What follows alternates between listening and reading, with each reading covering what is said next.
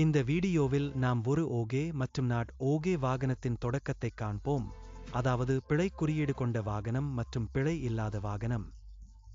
மேலும் குறியீடு வீடியோவில் பிழை குறியீட்டைக் கொண்டு வாகனத்தை சரிசெய்வதற்கான செயல்முறையையும் பார்ப்போம். முதலில் ஒரு ஓகே வாகனத்தின் தொடக்கத்தை பார்ப்போம். எங்கள் முதல் படி பற்றவைப்பு விசையை இயக்க வேண்டும். இக்னிஷன் சாவியை ஆன் செய்தவுடன் செக் என்ஜின் மற்றும் மீட்டர் செட்டில் ஓபிடி லைட் ஒளிரும். செக் என்ஜின் லைட் அணைந்தவுடன் நாம் வாகனத்தை கிராங்க் செய்ய வேண்டும். எங்கள் வாகனம் என்றால் எந்த தவறான குறியீடு இல்லை. பின்னர் எங்கள் ஓபிடி விளக்கு அணைக்கப்படுகிறது. என்ஜின் ஸ்டார்ட் ஆகிறது.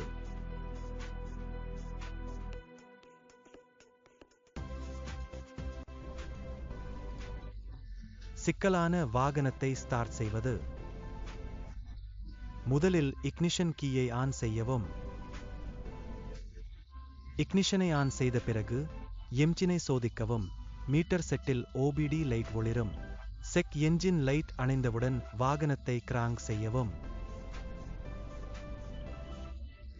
இப்போது போல என்ஜின் ஸ்டார்ட் ஆன பிறகு ஓபிடி லைட் அணியாது. இது வாகனமாக இருப்பதை காட்டுகிறது. கொண்டிருக்கிறார். ஏதாவது பிரச்சனையா?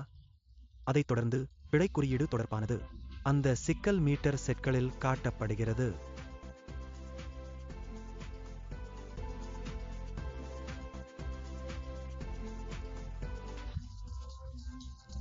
வாகனத்தை சரிசெய்ய எங்கள் முதல் படி டிஜிடேக் ஐ இணைத்து காட்டப்படும் தரவை பகுப்பாய்வு செய்வதாகும். எனவே முன்புற வயரிங் ஹார்னஸில் ஸ்டீயரிங் வீலுக்கு அருகில் இருக்கும் ஓபிடி கப்ளரில் டிஜிடேக் ஐ இணைக்கலாம். டிஜிடேக் இணைக்கப்பட்டதும் டீசல் என்ஜின் வகையை தேர்ந்தெடுக்கவும். இப்போது சிக்கல் குறியீடுகள் பிரிவுக்கு கீழே உருட்டி என்டர் ஐ அழுத்தவும். இது வாகனத்தில் உள்ள அனைத்து பிழை குறியீடுகளையும் காண்பிக்கும். தனிப்படுத்தப்பட்ட சிக்கல் குறியீட்டை தேர்ந்தெடுத்து காரணங்கள் மற்றும் தீர்வுகள் பிரிவை மேலும் தேர்ந்தெடுக்க என்டர் ஐ அழுத்தவும். இந்த பிழை குறியீடு தொடர்பான பல்வேறு காரணங்களையும் தீர்வுகளையும் இங்கே காண்போம்.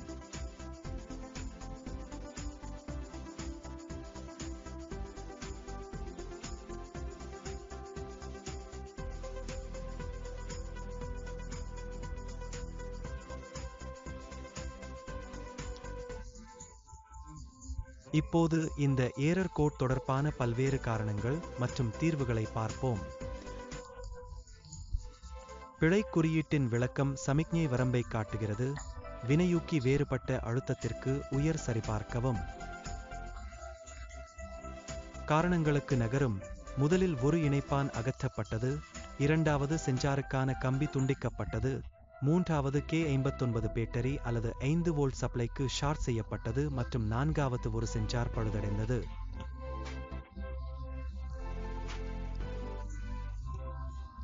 இப்போது இந்த ஏரர் கோட்கான பல்வேறு தீர்வுகளை பார்ப்போம்.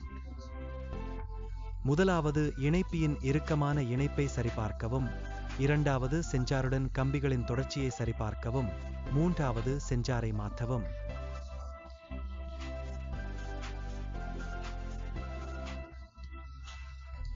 எனவே இப்போது வாகனத்திற்கு சென்று இணைப்பின் இணைப்பை சரிபார்க்கலாம். AE முதல் தீர்வு.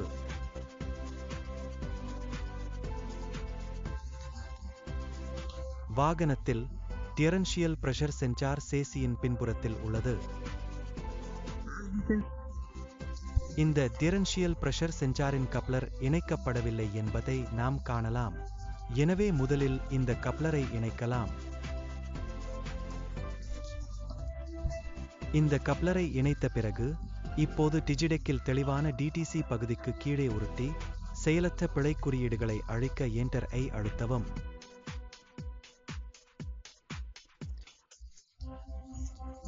இந்த செய்தி காண்பிக்கப்பட்ட பிறகு செயலில் உள்ள பிழை குறியீடு ஏதேனும் உள்ளதா என்று சரிபார்க்க மீண்டும் சிக்கல் குறியீடு பிரிவுக்கு செல்வோம்.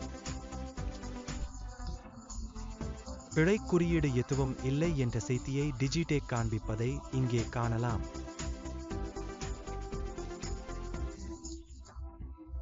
இப்போது மீண்டும் என்ஜினை ஸ்டார்ட் செய்து ஓபிடி மற்றும் செக் என்ஜின் லைட் அணைக்கப்படுகிறதா இல்லையா என பார்ப்போம்.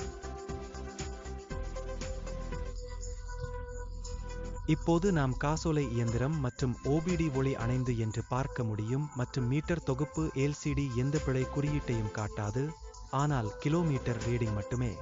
எனவே இதன் பொருள் எங்கள் வாகனம் அனைத்து குறைபாடுகளிலிருந்தும் விடுபட்டு உகந்த செயல்திறனுக்கு தயாராக உள்ளது.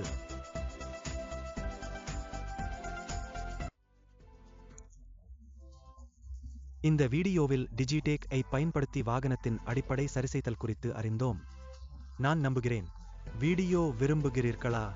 அடுத்த வீடியோவில் சந்திக்கலாம்.